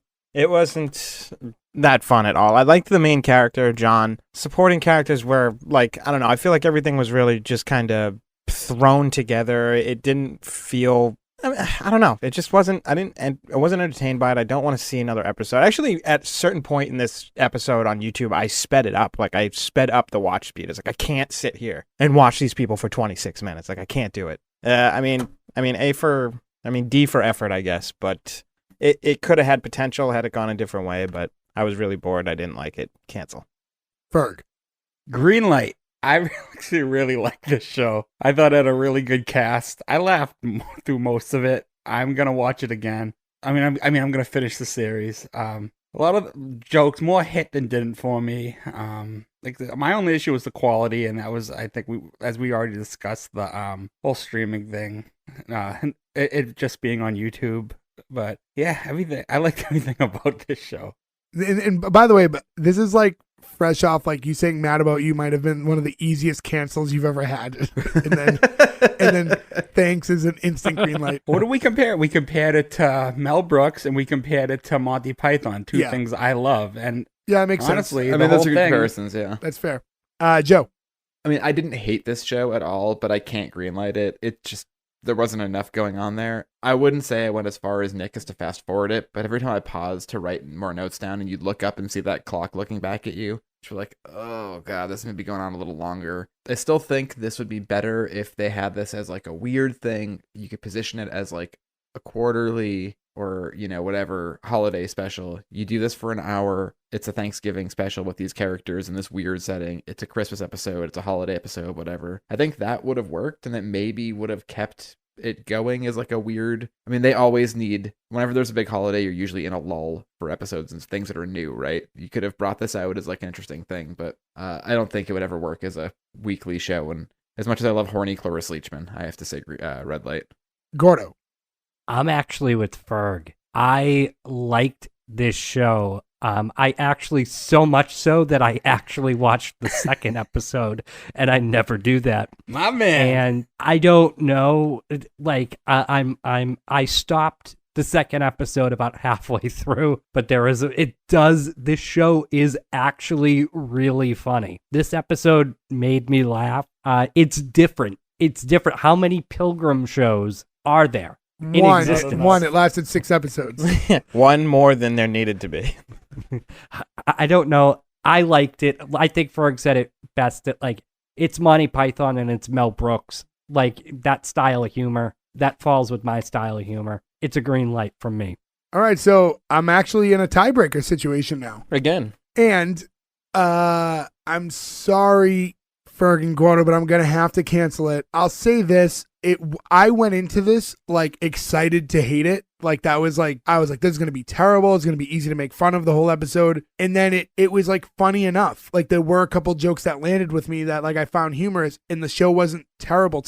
There was a lot of, like we said earlier, I think Joe's point a minute ago was really good about like if it was like a Christmas special or a Thanksgiving special, and you could even pack it with like bigger stars and like do this kind of thing and it would work. And maybe even that same kind of humor that's like half in and half out on the times where they know that the modern world exists and some of those winks to the cameras could work. But I thought the general style for me, like this is best suited as like a sketch more than it needs to be a full-on episodes. So I think the problem was, and for us, it was not as bad as we expected, not good enough. So the conversation becomes tricky because we're all kind of feel met about things. There's a lot of points of the show that even now, like we're talking about a scene and we don't even know how to react at times. But so I have to cancel it. So that's 3 no's. That's only 2 green lights out of 5. So I'm sorry to thanks, but we're going to have to line up with CBS, and we don't think that this is a show that should continue on. So sorry to all the people that involved with thanks. But that's it. That's all the time we have for this week. If you want, you can go to S1E1pod.com. That's where you can find all the links to our social media, everywhere where you can listen to us. Go ahead, follow, subscribe, rate, review, do all that fun stuff that corresponds to each individual link that you'll have to click on. Give us a listen, spread the word. We very much appreciate all that stuff. But that's it. That's all the time we have for this week. Thank you, everybody. Happy Thanksgiving. Goodbye. I think we got the best Cloris Leachman.